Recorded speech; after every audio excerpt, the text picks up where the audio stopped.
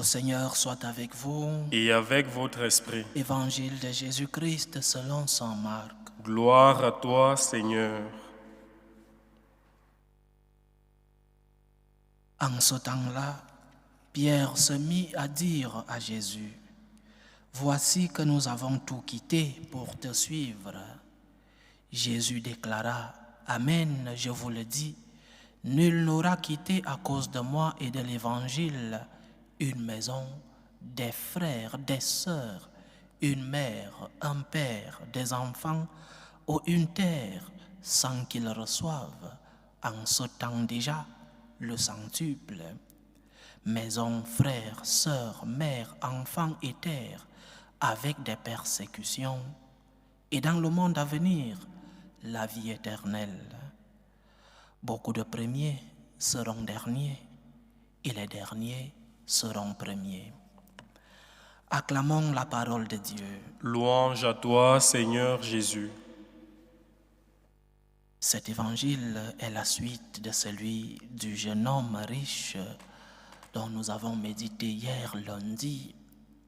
Si hier, je posais la question du prix à payer pour être avec le Seigneur, quel est le prix que tu es disposé à payer dans ta relation avec Dieu? Quel est le prix que tu es disposé à payer pour être avec le Seigneur?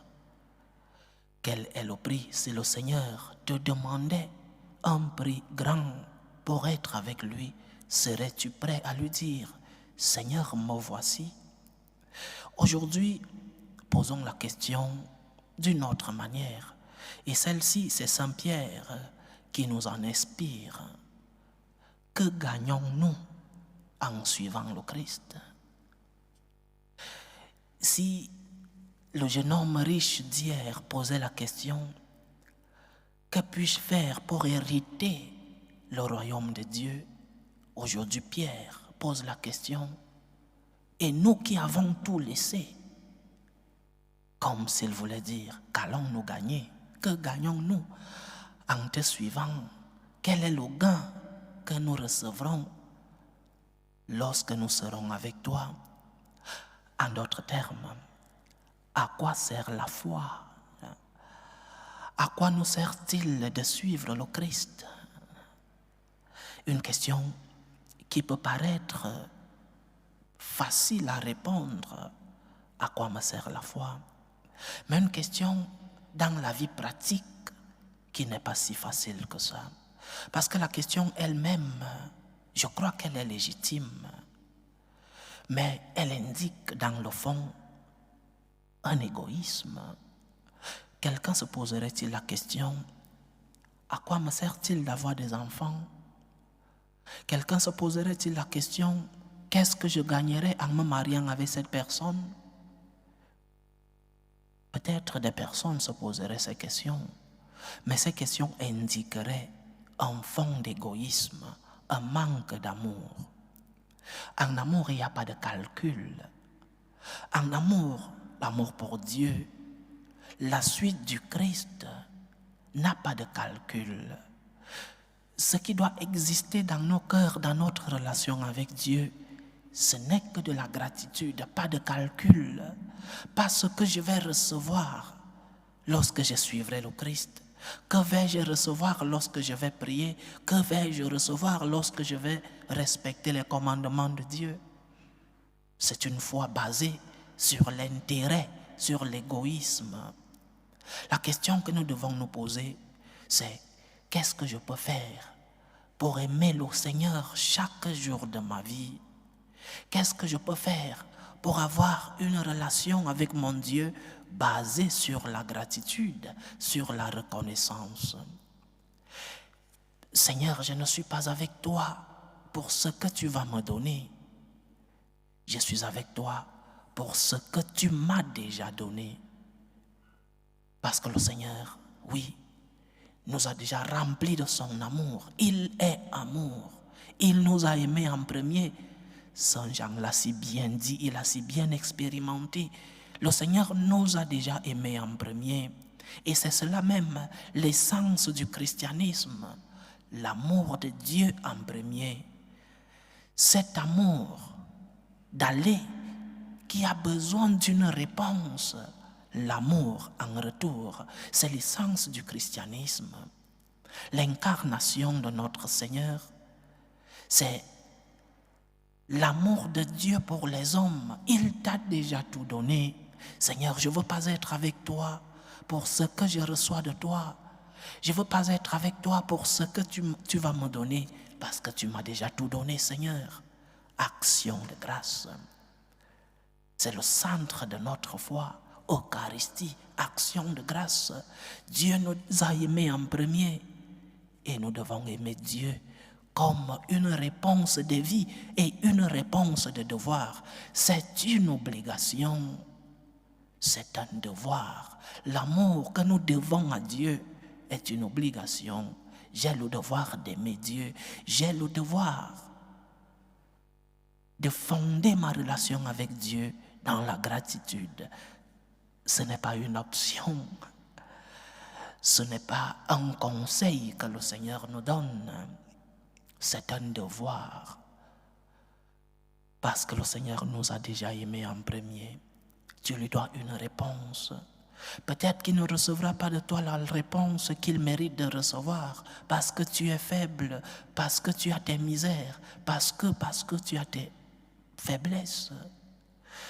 Mais donne-lui une réponse. La réponse possible dans ta vie. Il ne te demandera pas d'impossible.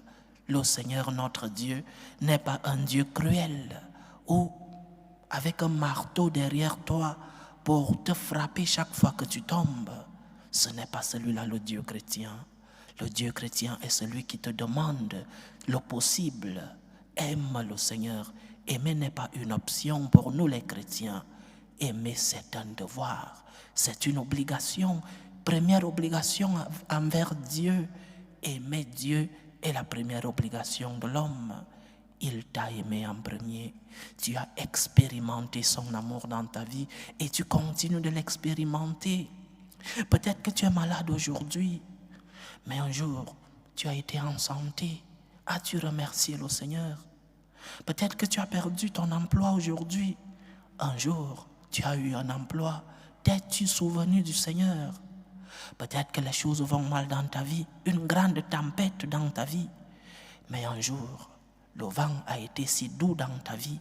T'es-tu souvenu du Seigneur lorsque tout allait bien? Reconnaissance, gratitude, voilà le fondement de la foi chrétienne. Je viens vers toi, Seigneur, pour te dire merci, pas pour recevoir, mais pour te dire merci. La question que tu dois donc te poser, cher frère, la question que tu dois te poser, chère sœur, c'est, Seigneur, qu'est-ce que je peux faire pour t'aimer davantage? Parce que Dieu, lorsqu'il trouve en nous un cœur intéressé, lorsqu'il trouve en toi un cœur intéressé, il s'éloigne de toi. Mais lorsqu'il trouve en toi un cœur plein de gratitude et de reconnaissance, un cœur qui veut aimer, alors il fonde sa présence dans ta vie. Alors il te donne, comme l'évangile d'aujourd'hui nous le dit, il te donne cet amour au centuple. Il te remplit de ses bénédictions. Nous avons prié dans le psaume. Le Seigneur a fait connaître son salut. Oui, il t'a fait connaître son salut.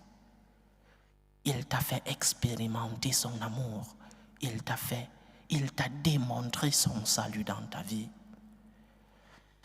Donne-lui la réponse qu'il mérite de recevoir. Donne-lui la réponse qu'il doit trouver en toi. Et tu seras comblé de plus de bénédictions. Le Seigneur veut trouver en toi un cœur humble, mais surtout un cœur plein de gratitude et de reconnaissance. C'est la réponse de l'homme à Dieu, la réponse de celui-là qui n'est pas avec Dieu pour ce qu'il va recevoir, mais pour ce qu'il va donner à Dieu, parce qu'il a déjà tout reçu de son Seigneur. Que Dieu nous aide, qu'il purifie nos cœurs, qu'il purifie nos motivations, qu'il purifie notre relation avec lui, pour que nous puissions être avec lui, pas par intérêt, mais par gratitude pour tout ce que nous avons déjà reçu de lui. Loué soit Jésus-Christ. À jamais.